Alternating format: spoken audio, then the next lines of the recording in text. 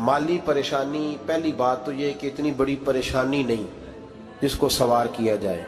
आयत पढ़ूंगा कुरान पाक की और मेरा ख्याल है कि बहुत सारी परेशानियां तो कुरान मजीद के लफ्ज़ों से दूर हो जाएंगी। सूरह हूद है, उसकी आयत नंबर 6 है, 12वें सिपारे की पहली आयत है। क्या अंदाज है और मेरे रब का कितना मन मोह लेने वाला और दिल को छू लेने वाला अंदाज है। रब करीम ने फरमाया वमा मिन दाब्बतिन फिल अर्द, फरमाया नहीं ज़मीन पर कोई भी ऐसा चलने वाला, ज़मीन पर कोई ऐसा नहीं जो चलता हो, इल्ला अलल्लाहि रिज़्कुहा, जिसका रिस्क अल्लाह ने अपने ज़िम्मे न लिया हो। ज़मीन पे कोई चलने वाला ऐसा नहीं जिसके रिस्क की जिम्मेदारी रब करीम की ना हो। जिम्मेदारी रिस्क किसकी है? बोल के बताएं, बोल के किसकी जिम्मेदारी है जी? अल्लाह। देखिए गौर फरमाएं, यहाँ मुफस्सिरीन ने एक बात लिखी है इस आयत के तहत कि फरमाया जो ज़मीन पे चलने वाला है उसका रिस्क अल्लाह के ज़िम्मे। फरमाते हैं कि ये अल्लाह ने हमारी अकल के मुताबिक हमसे बात की है, वरना आसमानों में जितनी मखलूक है रिस्क उसका भी अल्लाह के ज़िम्मे ही है। यहाँ जो फिल अर्द के लफ्ज़ है ज़मीन पे, वो हमें समझाने के लिए कि तुमने तो सिर्फ ये दुनिया देखी है ना, तो जिसको तुमने देखा है वो सब खाते अल्लाह का दिया हुआ ही है। तो जो हमने देखा था रब करीम ने उसके मुताबिक हमें समझा दिया। फरमाया कुछ तो तुमने देखे ही नहीं, चलो उनकी तुमसे बात नहीं करते, पर जो तुमने देखे हैं उन सब का रिस्क किसके जिम्मे है? अल्लाह के। मेरे रसूल करीम सैयद आलम सल्लल्लाहु ताला अलैहि वसल्लम कुरान मजीद की जब तर्जुमानी करते, वजाहत करते, तो महबूब पाक सल्लल्लाहु अलैहि वसल्लम भी कोई इश्काल रहने नहीं देते थे, कोई इश्काल नहीं रहने देते थे। मेरे महबूब करीम अलैहिस्सलातु सलाम ने फरमाया अल्लाह पे भरोसा रख के सवेरे निकल जाना रिस्क की तलाश में। किस पे भरोसा रखना है? निकलना तुम्हारे जिम्मे है। ये ना कहना कि घर बैठूंगा तो यही आएगा, निकलना तुम्हारी जिम्मेदारी है। जितनी जिम्मेदारी है वो पूरी करना। अल्लाह पे भरोसा करके निकल जाना तुम्हारी जिम्मेदारी है। रब का जिम्मा है तुम्हें रिस्क देना, वो जरूर तुम्हें रिस्क पहुंचाएगा। या रसूल अल्लाह सल्लल्लाहु अलैहि वसल्लम किस तरह पहुंचेगा? तो जरा हुजूर के लफ्जों का हुस्न भी देखिए। नबी पाक सल्लल्लाहु अलैहि वसल्लम ने फरमाया जिस तरह मौत तुम्हें ढूंढ लेती है ना कि तुम कहाँ मौजूद हो, जब वक्त आता है तो इंसान पाकिस्तान में हो तब भी आ जाता है, जद्दा में हो तब भी आ जाता है, मक्का में हो या मदीना तय्यबा में, वक्त फिर भी आ जाता है। फरमाया जिस तरह मौत तुम जहां भी हो तुम तक पहुंच जाती है ना, इस तरह तुम्हारा रिस्क भी तुम जहां मौजूद होते हो अल्लाह वहां पहुंचा देता है, पहुंचा देता है। तो या रसूल अल्लाह सल्लल्लाहु अलैहि वसल्लम किस अंदाज में? तो फरमाया निकल जाना तुम्हारी जिम्मेदारी है। फरमाया सवेरे परिंदे भी निकल जाते हैं और शाम को जब लौटते हैं तो अल्लाह उन्हें पेट भर के रोजी अता फरमाता है। हालांकि उनको नहीं पता होता हमारा कारखाना कहाँ है, हमने कहाँ जाके मजदूरी करनी है। उनको नहीं पता होता कि हमारा दफ्तर कहाँ है, हमने किस ऑफिस में बैठना है। उनको नहीं पता होता कि हमने कहाँ जाके माल खरीदना है और कहाँ से हमने फिर उसको दोबारा बेचना है। उन्हें खबर नहीं होती, अल्लाह पे भरोसा करके निकल जाते हैं। निकलना तो तेरे जिम्मे है कि नहीं? फरमाया वो तू ड्यूटी कर, शाम को अल्लाह जो रब परिंदों को रोजी देता है वो तुझे भी अता फरमाएगा। मैं कहता हूँ सोच कितनी कमजोर है उस आदमी की जो कहता है कैसे मिलेगा। कितनी कमजोर सोच है। जो रब बैल को रोजी देता है, बकरी को रोजी देता है, इस जमीन इस धरती पे अगर बसने वाला ऊंट भूखा नहीं सोता, चले ये तो पालतू जानवर होते हैं, इस धरती पर बसने वाली अगर बिल्ली और कुत्ता रोटी खा के सोते हैं तो तू तो अशरफुल मखलूकात है। तूने अपने ज़हन में क्या टेंशन पाल लिया है कि नहीं आएगा तो मर जाऊंगा, क्या बनेगा, किस तरह होगा? तू क्यों इतना परेशान हो गया? भाई माली परेशानी सबसे ज्यादा उस बंदे ने ओढ़ ली है जिसकी तवक्कुल की बात कमजोर हो गई है। तू सीधी तवज्जो अपने रब करीम की जानिब रख, सीधी तवज्जो अल्लाह की जानिब कर। रब फरमाता है जिम्मा तेरा नहीं, जिम्मा मेरा। लेकिन तनख्वाह एक आती है घर में, जब एक बच्चा होता है तो तब भी काम चलता है, जब अल्लाह 2 बच्चे दे दे फिर भी उस तनख्वाह से काम चलता है, जब 3 हो जाए फिर भी चलता है, जब 4 हो जाए नहीं। आप ना भी बोले तो बात तो सही है, बहरहाल काम फिर भी چلے اسی تنخواہ میں سے جب بندہ بڑے بیٹے کی شادی کر کے بہو بیاہ کے لے آئے تو پھر بھی کام چلتا ہے، اور جب اس بیٹے کو اللہ بچے عطا کر دے تو اسی گھر میں، اسی آنگن میں، اسی چھت کے نیچے کام چلتا ہے، تو پھر تو مان جانا کہ چلانے والا تو نہیں، چلانے والا کوئی اور ہے۔ پھر تو مان جا کے چلانے والا کوئی تو اس وقت جب تنخواہ تیری لگی تھی تو کہتا تھا ابا ابھی میری شادی نہ کر، میں بیوی کو کیسے کھلاؤں گا؟ تو وہی شخص ہے جس کی چھت کے نیچے پھر 1.5 درجن پوتے بھی پل رہے اور گزارا ان کا بھی ہو رہا ہے۔ تو رزق کا ذمہ کس کا ہے؟ اللہ کا، اللہ کا ذمہ۔ اب ہمیں پتہ ہے پہلی بات تو پریشانی اس لیے اتار دینی چاہیے کہ ذمہ ہمارا ہے ہی نہیں۔ اب دوسری بات یہ کہ ذمہ داری کس کی ہے؟ اللہ حکیم بھی ہے اور علیم بھی ہے، حکیم بھی ہے اور جانتا بھی ہے اور اسے پتا بھی ہے کہ دینا کس طرح ہے۔ اب ہم پتہ کیا کہتے ہیں؟ کہتے ہیں وہ جو بندہ پجاروں میں بیٹھا ہے وہاں اسے نہیں بیٹھنا چاہیے تھا، اور میرا حق تھا۔ تجھے زیادہ پتا ہے کہ اللہ کو؟ بول کے بتانا کس کو پتہ زیادہ ہے؟ کیوں جی؟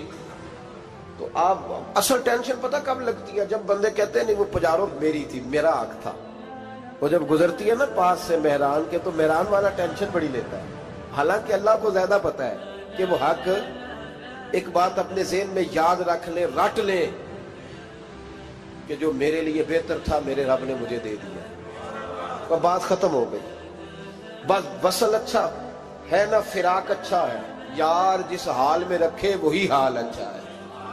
بس جو میرے حق میں بہتر تھا میرے رب نے مجھے، مسئلہ یہ ہے کہ تو اس پہ راضی ہونے کو تیار نہیں۔ حضرت علی کرم اللہ تعالیٰ وجہ الکریم نے میرے نبی پاک کی ایک حدیث بیان کی ہے، اور جناب علی جب یہ حدیث بیان کیا کرتے تھے تو حضرت مجاہد فرماتے ہیں یوں لگتا تھا کہ جیسے حضرت علی ہمیں ہر پریشانی سے نکال رہے ہیں۔ مولا علی شیر خدا رضی اللہ تعالیٰ عنہ فرماتے ہیں کہ مجھے میرے نبی پاک صلی اللہ علیہ وسلم نے ایک طریقہ دیا تھا ٹینشن فری ہونے کا۔ آپ فرماتے ہیں مجھے تو بڑا راس آیا ہے، تم بھی اگر کر لو گے تو تمہیں بھی فائدہ دے گا۔ کہا وہ کیا؟ حضرت علی کہنے لگے محبوب علیہ السلام نے فرمایا تھا لوگوں تم اللہ کے دیے ہوئے تھوڑے رزق پہ راضی ہو جاؤ، وہ تمہاری تھوڑی عبادت سے تم سے راضی ہو جایا کرو گے۔ بس تم 2 نفل بھی پڑھو گے تو اللہ راضی ہو جائے گا، تم 1 رکوع بھی سویرے اٹھ کے پڑھو گے تو وہ راضی ہو جائے گا، وہ تمہارے 313 درود شریف سے راضی ہو جائے گا، تم اس کے دیے ہوئے تھوڑے رزق سے راضی ہو جاؤ۔ ٹینشن اس لیے ہوتی ہے کہ ہم راضی نہیں جو اس نے ہمیں دیا ہے۔ وہ حل میں مزید کی جو دوڑ ہے نا، حل میں مزید کی، بے قدرہ کچھ قدر نہ جاتی، کیتی خوب تسلی ہو، دنیا دار پجاری زردے، کتیاں دے گل ٹلی ہو، بک بک روشن اکھیاں تکیو ویک حویلی کلی ہو، تے کوچ نصیر اساں جد کیتی پہ جانی تھر تھلی ہو۔ تو یاد رکھیں یہ جو ہے نا مصیبت کے مال آ کیوں نہیں رہا، وہ سامنے والا پلاٹ میرے گھر کے سامنے ہے گھر کے سامنے، پر رجسٹری میرے نام کیوں نہیں؟ یہ مصیبت سانس نہیں لینے دیتی۔ موٹر سائیکل کھڑی کرتا ہے نا جب آ کے دکان سے روٹی کھانے آتا ہے، دفتر سے گھر آتا ہے، کاروبار سے آتا ہے، تو جہاں موٹر سائیکل کھڑی کرتا ہے وہ ٹینشن بڑی ہے کہ کبھی میری ہو جائے نا یہ والی جگہ، تو میں یہاں بھی بورڈ لگاؤں اپنے نام۔ اس نے مالی پریشانی پیدا کی۔ تو جس حال میں ہے، کیونکہ تو نے اپنا یہ حال خود نہیں بنایا، جس نے بنایا ہے وہ بڑا بہتر جانتا تھا کہ تو اسی حال میں اسے اچھا لگتا ہے۔ تو اسے اسی حال میں، ایک بزرگ تھے تو ان کی طبیعت بڑی علیل ہو گئی، بیمار ہو گئے، تو اللہ نے آزمائش دی تو کیڑے پڑ گئے وجود میں۔ ایک کیڑا یہاں سے کھا رہا تھا، اللہ والے بڑے راضی رہتے ہیں اس کی رضا پہ، تو کیڑا یہاں کھا رہا تھا تو نیچے گر گیا، تو بابا جی نے اٹھا کے پھر وہاں رکھ لیا، کہنے لگے جب اس نے تیری ڈیوٹی مجھے کھانے کی لگائی ہے تو میں اس بات پہ راضی ہوں، تو نیچے کیوں گرتا ہے؟ بس ٹھیک ہے کھا، جب اس نے تجھے ڈیوٹی جو تیری لگائی۔ سالبہ بن عبد الرحمن ایک صحابی تھے، سالبہ غالباً، نبی پاک صلی اللہ علیہ وسلم کی خدمت میں آئے، کہنے لگے یا رسول اللہ صلی اللہ علیہ وسلم غربت بڑی ہے، میرے لیے دعا کریں اللہ زیادہ مال دے۔ تو محبوب صلی اللہ علیہ وسلم نے فرمایا تو جس حال میں اچھا ہے وہ تیرے لیے بہتر ہے، اس میں تو ہے وہی حال تیرے لیے۔ مشکل ہے نا یہ جواب سننا؟ کہتے پیر صاحب فلان جگہ سے تویز آیا، وہاں تو وارے نے آرے ہو گئے، تو آپ کے ہاں؟ تو میں کہتا ہوں یہ تویز دینے والا اگر تویز دے کے امیر بناتا ہے تو پہلے خود کیوں نہیں بنتا؟ یہ خود تو 150 کا تویز بیچ رہا ہے، اپنی بیچارے کی حالت یہ ہے۔ اگر اتنا ہی تویز اس کا چلتا ہوتا تو پہلے 5 پجاروں اس کے دروازے پہ کھڑی ہو۔ عجیب چکر ہے اور عجیب جگہ لوگ الجھ گئے، سمجھتے ہی نہیں بات کو۔ یا رسول اللہ صلی اللہ علیہ وسلم دعا کر دے تو محبوب نے کیا فرمایا؟ فرمایا تو جس حال میں ہے نا وہ حال تیرے لیے بہتر ہے، اسی میں رہ۔ کہ نہیں حضور دعا کرے۔ فرمایا سال بعد تو باز آ جا۔ حضور دعا کرے۔ فرمایا تو باز آ جا۔ 2-3 دفعہ کا ضد کی، محبوب نے فرمایا جا پھر اللہ تجھے زیادہ پیسے دے گا۔ چند بکریاں خریدی، اتنی برکت ہوئی کہ بکریوں کے ریوڑ بن گئے۔ پھر کچھ بکریاں بیچ کے گائے خرید لی، ان کے بھی ریوڑ ہو۔ پھر کچھ اونٹ اونٹنیاں لے لی، ریوڑ ہی ریوڑ۔ پہلے 5 وقت مسجد میں آتے تھے، اب فجر اور عشاء رہ گئی۔ پھر مال زیادہ ہوا تو مدینے شہر میں کوئی جگہ ہی نہیں، مدینے سے باہر حویلی خریدی، پھر جمعہ ہی رہ گیا۔ جمعے کے جمعے آتے، زکوٰۃ کا حکم آیا۔ میرے نبی کریم علیہ السلام نے حضرت ابو ہریرہ کو بھیجا، فرمایا جا اسے کہہ تیری زکوٰۃ بنتی ہے 2.5%۔ 10 کروڑ روپیہ ہو تو کتنی زکوٰۃ بنتی؟ بھئی 1 کروڑ کی 2.5 لاکھ ہوئی نا، تو 10 کروڑ کی کتنی ہوئی؟ تو بڑی مصیبت ہے جب بینک سے میسج آتا ہے نا کہ 25 لاکھ نکل گیا تیرے اکاؤنٹ سے، بہت بڑی مصیبت، بڑی ٹینشن ہوتی ہے۔ ایک صاحب میرے پاس آئے، ان کی زمین اچانک مہنگی ہو گئی، اچانک پہلے کچھ 15-16 لاکھ کی ایکڑ زمین تھی، پھر وہ کروڑ کی ہو گئی۔ تو میرے پاس آئے، کہنے لگے وہ 10 کروڑ روپے بنتے ہیں تو زکوٰۃ، تو میں نے کہا آپ نے کیا کیا؟ زری زمین پہ عشر آتا ہے، اس پہ زکوٰۃ نہیں آتی، تو آپ نے کیا کیا؟ کہنے لگے وہ کچھ سوسائٹی کے رول کے مطابق میں نے فائلیں وغیرہ لے لی ہیں، اب میں نا کبھی موقع آئے گا تو ان کو بیچوں گا۔ تو میں نے کہا اب تو آپ کا یہ مال ہو گیا بزنس کا، تو اب تو اس پہ زکوٰۃ آئے گی۔ 10 کروڑ پہ جب 25 لاکھ سنا تو کہنے لگے فوراً دینی پڑتی ہے کہ تھوڑی تھوڑی سے بھی کام چل جاتا ہے؟ تو میں ان کا چہرہ دیکھنے لگا، میں نے کہا نہیں وہ تو آپ کو پتہ ہے، ویسے حضرت عمر فرمایا کرتے تھے بانٹ کے نہ دو، کوشش کرو کسی ایک کوئی دو، چلو کسی کا تو کچھ بن جائے، تو ایک کوئی دینی چاہیے۔ کہنے لگے تو مطلب یہ ایسا ہی حکم ہے؟ میں نے کہا آپ کسی اور سے تحقیق کر لیں۔ اب یہ بھائی لیتے وقت نہیں تجھے ٹینشن ہوئی کہ 15 لاکھ کا کروڑ ہو گیا، تو اس وقت کبھی تو نے کہا کہ یا اللہ، تو یہ کیسی سوچ ہے مسلمان؟ کس طرح کا اس کا؟ ہمارے ہاں جب کسی آدمی پہ حالات خراب ہوتے ہیں نا تو سب سے پہلے وہ اس طرح کرتا ہے کہ جو میں کہیں اللہ کے رستے میں دیتا ہوں پہلے اسے بند کروں۔ جس رستے تجھے آ رہا تھا پہلے تو نے وہ رستہ بلاک کیا۔ حضرت اسماء بنت ابی بکر صدیق کہتی ہیں میں حضور کو مسجد کے لیے، ادارے کے لیے، صحابہ صفہ کے لیے کچھ دے رہی تھی، تو میں نے گننا شروع کیا تو حضور مسکرانے لگے۔ حضور مسکراتے کیوں ہیں؟ تو فرمانے لگی، محبوب فرمانے لگے اسماء اللہ کے رستے میں گن گن کے نہ دیا کر، ورنہ وہ بھی تجھے گن گن کے دے گا، تو اس کے رستے میں بے حساب دے، وہ بھی تجھے بے حساب ہی عطا فرمائے۔ لیکن پہلے یہ والا پہلے دروازہ بند کرو، یہاں سے پیسے ختم ہو رہے ہیں، تو اس طرح کرنا بھائی۔ اس دفعہ سوٹ ذرا گرمیوں والے نہ خرید، لیکن جو تو اللہ کے رستے میں دے رہا ہے اسے دیتا رہے۔ لیکن ہم اپنا نقصان کرتے ہیں، زیادتی کرتے ہیں اپنے ساتھ۔ میں نے آپ کو پہلے بھی بتایا تھا پیار کی بولی ہے، پھر بولتا ہوں۔ ایک بڑے بڑے پیار والے دوست ہیں، ایک دفعہ مجھے کہنے لگے کہ آپ کئی دفعہ اعلان کرتے ہیں تو مجھے اچھا نہیں لگتا، اور آپ ادارہ بھی بہت زیادہ بننے والا ہے، بڑی چیزیں میں دیکھتا ہوں جو ہوں تو بڑا نظام اچھا ہو جائے، آپ دعا کریں اللہ مجھے پیسے دے تو میں بڑے سارے خرچ کروں گا اس کے راستے میں۔ تو میں نے کہا یا اللہ اسے 10 کروڑ دے، یہ 9.5 کروڑ تیرے راستے میں دے دے گا۔ تو چپ کر گیا، جس طرح آپ نہیں کر گئے سارے، چپ کر گیا وہ بھی۔ اس نے کہا جی نہیں جی انشاءاللہ کریں گے۔ تو میں کیا پلیا جی دعا پہ ہوں دیا، ابھی تو وہ آئیں گے تو تب دیکھی جائے گی، تو یہیں اڑ گیا ہے۔ یعنی 9.5 کروڑ اللہ کے راستے میں خرچ کرنے کی دعا پہ بھی آمین کوئی نہیں کہتا کہ چلو آمین ہی کہہ دیں۔ تو میں کہا تینوں تے 50 لاکھ بچتا سی پیا، لیکن تو اس سودے پہ تیار ہے۔ جب یہ سوچ ہوتی ہے، یہ غلط سوچ ہے، یہ بات تو اگر مسکرانے والی، لیکن یہ سوچ صحیح نہیں۔ حضرت عثمان غنی رضی اللہ تعالیٰ عنہ کہتے ہیں جس وقت نبی پاک صلی اللہ علیہ وسلم نے اعلان کیا نا جنگ کے موقع پر کہ 800 سپاہیوں کا خرچہ چاہیے، کہتے ہیں میرے پاس 600 کا تھا۔ یہاں ایک روایت میں حضور نے 1000 کا اعلان کیا تو میرے پاس 800 کا تھا۔ جب 2-3 دفعہ نبی پاک نے اعلان کیا تو کہتے ہیں میں نے کھڑے ہو کے کہا یا رسول اللہ پورا 800 میری طرف سے۔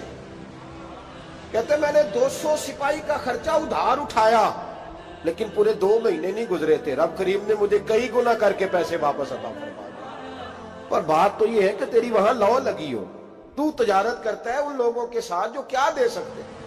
تو سالبہ کے پاس حضور نے پیغام بھیجا، پہلے تو کہا تیرے لیے بہتر نہیں مال، جب اصرار کیا تو اب بڑی برکت ہو گئی، بڑا آیا تو فرمایا زکوٰۃ دے، 2.5% زکوٰۃ ہے۔ اب جب سوچا کہ 5 اونٹوں پہ ایک بکری جائے گی اور بڑا سارا مجھے دینا پڑے گا، اب جب غور کیا تو یہ تو نہ کہا کہ میں نہیں دیتا۔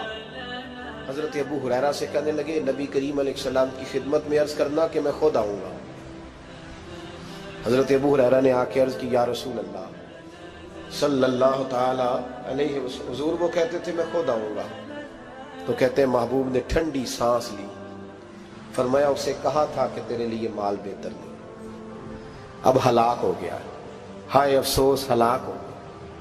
ان کو بھی تھوڑی دیر کے بعد احساس ہوا کہ یہ میں نے کیا کیا، نبی پاک کو ہی کہہ دیا نہیں ہے، حضور کو کہہ دیا بعد میں آؤں گا۔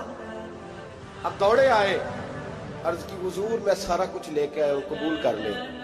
محبوب نے فرمایا گویا بلال حبشی کی خشک کھجور بھی قبول ہے، اور صہیب رومی ایک اٹی باندھ کی لائے تو وہ بھی قبول ہے، اور عمار بن یاسر اور مصعب بن عمیر اگر 2 دینار دے جائیں اور کوئی پرانا جوڑا کسی سپاہی کے لیے چھوڑ جائے تو وہ بھی قبول ہے، لیکن تو اپنا لاکھوں لے کے چلا جا، تیرا کوئی نہیں قبول، معاف کر دے۔ فرمایا جا معاف کیا، پر پیسے لے کے نہ آنا۔ اگلے سال پھر آئے، بندے ہوئے ہاتھ ہیں، محبوبہ میں دولت کا کیا کروں گا، آگ لگانی ہے، قبول کر لیں۔ فرمایا تو لے جا، تیرا نہیں قبول، گرا جو ان کی نگاہ سے وہ سنبھل نہیں سکتا۔ حضور نے وصال ظاہری کیا تو جناب صدیق اکبر کے پاس آئے، لاکھوں کا مال، ابو بکر قبول کر لو، تو جناب صدیق اکبر کہنے لگے اس کا کر لو جس کا نبی نے نہیں کیا، چل جا کوئی نہیں چاہیے۔ حضرت عمر کے زمانے میں قحط پڑ گیا، بارشیں نہیں ہوتی، غلہ نہیں ملتا، حالات خراب ہے، مالی طور پہ بحران آ گیا، غربتیں، مجبوریاں، تکلیفیں، آ کے روئے، عمر میرا قبول کر لو، مجھے معافی تو مل گئی تھی نا۔ فرمایا معافی اپنی جگہ پہ، پر جس کا مصطفیٰ نے قبول نہیں کیا۔ بہت سارے لوگوں کو پتہ ہی نہیں کہ ان کا قبول ہی نہیں ہوا، اور وہ الجھے ہوئے ہیں، انہیں خبر ہی نہیں کہ اصل بات کیا ہے۔ فرمایا جس کا مصطفیٰ کریم نے قبول نہیں کیا، اب ہیرے اور جواہرات بھی لے کے آئے تو بھوکے مریں گے، پر اس کا قبول، اس بات پہ راضی رہو، اس حال میں اللہ نے رکھا ہوا ہے، اس حال میں راضی رہو۔ یہ جو مصیبت ہے نا دیکھنی کہ وہ بھی میرے پاس، تمہیں کیا پتا، کبھی پوچھ تو صحیح اس سے وہ کس مصیبت کا شکار ہے، جو مالی طور پہ بڑا امیر ہے، تو اس کی طرف دیکھ کے اپنا دل برا کرتا ہے۔ بس جس حال میں رب نے رکھا ہے اس حال میں رہ۔ حضرت عثمان غنی کے زمانے میں تو وہ وصال کر گئے، لیکن بھائی تو جس حال میں تیرا رب تجھے رکھتا ہے اس حال میں رہ، تیری مالی پریشانیاں ختم ہو جائیں گی۔ میں نے پہلے بھی شاید آپ کو ایک دفعہ کہا تھا، میں تعلیم سے فارغ ہوا تو میرے ایک استاد اور میرے کچھ دوست کہنے لگے افریقہ آ جائیں آپ، وہاں بہت بڑا ادارہ ہے، اس کو چلائیں، اس کو سنبھالیں۔ میری والدہ سے میں نے کہا، اس طبیعت ہوتی ہے نا انسان کی، میرا بھی دل لگ گیا۔ میری اماں پڑھی نہیں تھی لیکن اللہ نے دانائی بڑی عطا فرمائی تھی، حکمت بڑی تھی، سیانی بڑی تھی۔ تو میں نے کہا اماں جی وہ مجھے ساؤتھ افریقہ کی دعوت ہو رہی ہے تو آپ کیا کہتی ہیں؟ تو اٹھ کے میرے پاس آ گئی اور مجھے انہوں نے اپنے بازوؤں میں لے لیا، پھر میرا ماتھا چوما، کہنے لگی پتر میں تے وال بھی نہ پوٹ کے دیوا کسی نے، ہم نے دولت کا کیا کرنا، تو اللہ کا نام لے کے کہیں بیٹھ جا، رب کریم رون کے لگا دے گا، خیر ہو جائے۔ تو میرے بھائی یاد رکھیں ان چیزوں سے تھوڑا سا دیکھیں نا، قناعت کریں، جو اللہ نے دیا اس پہ راضی ہو جائیں، اللہ بڑا مہربان ہے، وہ آسانیاں کر دیا کرتا ہے۔ تو یاد رکھیں میرے رسول کریم علیہ السلام نے ایک تو ہمیں درس یہ دیا ہے کہ تو سمجھ جا، قرآن نے ہمیں بتایا ہے کہ روزی تیری ذمہ داری نہیں، روزی کس کی ذمہ داری ہے؟ اللہ کی۔ اور دوسری بات یہ کہ جو اللہ نے تمہیں دیا ہے اس پہ تو راضی ہو جا، تیری مالی پریشانیاں ختم ہو جائیں۔ اور پھر حضور صلی اللہ علیہ وسلم نے فرمایا مذہبی طور پر جب دیکھو تو آگے دیکھو، اور دنیاوی طور پر جب دیکھو تو پیچھے دیکھو، پریشانی ختم ہوگی۔ مذہبی طور پر جب دیکھو، جو 5 نمازیں پڑھتا ہے وہ تہجد پڑھنے والے کو دیکھے، اور جو تہجد پڑھتا ہے وہ اشراق چاشت پڑھنے والے کو دیکھے، اور جو بندہ اشراق اور چاشت پڑھتا ہے پھر اس کو دیکھے جو سارا دن مصطفیٰ پہ درود پڑھتا ہے۔ اوپر دیکھے کہ میں نے اور نیک ہونا ہے اور نیک، اور جب مالی معاملہ ہے تو پھر نیچے دیکھ. اگر تو بیٹھا نا پجاروں پہ تو پھر ٹوڈی والے پہ نظر کر اس کا کیا حال ہے، اور اگر تو وہاں بیٹھا ہے تو دیکھ مہران والا بھی تو گاڑی چلا ہی رہا ہے، اور اگر تو وہاں ہے تو موٹر سائیکل والا دیکھ، اور تو وہاں ہے تو پھر سائیکل والے پہ نظر، اور اگر تو سائیکل والا ہے تو پیدل والے کو دیکھ، اگر تو کرائے کے مکان میں رہتا ہے تو پھر جھونپڑی والے کو دیکھ، اور اگر تو جھونپڑی میں رہتا ہے تو پھر بھی پریشان نہ ہونا. کچھ ایسے بھی ہیں جنہیں جھونپڑی بھی نصیب نہیں، جو سڑک پہ لیٹے ہوئے. اور اگر تو تندرست ہے نا تو کبھی جا کے ہسپتال میں دیکھ حال کیا ہے، لوگ کس حال میں. تو ہم شکر نہیں ادا کرتے، اس کا نقصان کیا ہوتا ہے، نعمتیں چلی جاتی ہیں. اللہ فرماتے ہیں لَإِن شَكَرْتُمْ لَأَزِيدَنَّكُمْ، تو شکر ادا کر میں نعمتوں میں اضافہ کر دوں. تو بھائی مالی پریشانی کا تیسرا سبب یہ ہے کہ ہم دیکھتے ہیں مالی طور پر اوپر، تو پھر ہمیں طبیعت بگڑتی ہے. اور پھر مالی پریشانیوں کے کچھ اور اسباب بھی ہیں. امام شافعی فرماتے ہیں جن گھروں میں لوگ فجر کی نماز کے وقت سوئے ہوتے ہیں ان گھروں میں رزق نہیں آتا. آپ فرماتے ہیں فجر کا وقت اللہ کے دینے کا وقت ہے، اس وقت اللہ بانٹتا ہے. حضور صلی اللہ علیہ وسلم کا فرمان ہے نا حدیث میں کہ تہجد کے وقت اللہ پہلے آسمان پہ نزول جلال فرماتا ہے جو اس کی شان کے لائق ہے تہجد کے وقت، اور وہ کہتا ہے مانگو میں تمہیں عطا کروں گا. لینے کی باری آئے تو بندہ سمیٹ سماٹ کے اندر گھس جائے. ہمارے ہاں یہ ہوتا ہے کہ عشاء کے بعد بچے بیٹھتے ہیں موبائل لے کے، تہجد کا وقت آتا ہے تو ان کی آنکھیں بند ہونی شروع ہوتی، تو لینے کے وقت تو سویا تھا، ذرا مسئلہ کیسے حل ہوگا؟ بھائی جب کوئی آدمی خیرات بانٹ رہا ہو تو جو پیالہ پیچھے کر لے اسے ملے گا؟ کہتے اس وقت آنا جب میں بانٹ رہا تھا، اب تو کدھر آ گیا ہے؟ مثال دے رہا ہوں. تو فجر کا وقت مانگنے کا ہے، تو ساری رات تو گزر گئی گیمیں کھیلتے ٹی وی دیکھتے، اور جو لینے کا وقت تھا تو سو گیا، تو کیسے آئے گا تیرے پاس؟ تو اٹھے سویرے بندوں سے مانگ کے دیکھ لیا، بڑی عزتیں خراب ہوئی. فجر کا وقت اٹھ کے جھولی پھیلائے. میرے رسول پاک علیہ السلام فرماتے ہیں، رب فرماتے ہیں جب بندے میرے آگے جھولی پھیلاتے ہیں مجھے شرم آتی ہے. کسے چومے یار گلاب تائیں، کسے جا کے کلی نو چومیا ہے، کسے چومیا یار دی چوکھٹ نو،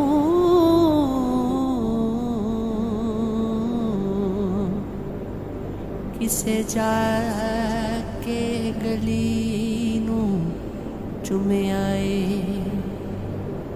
کسے چومیا حاکم وہ ستائیں،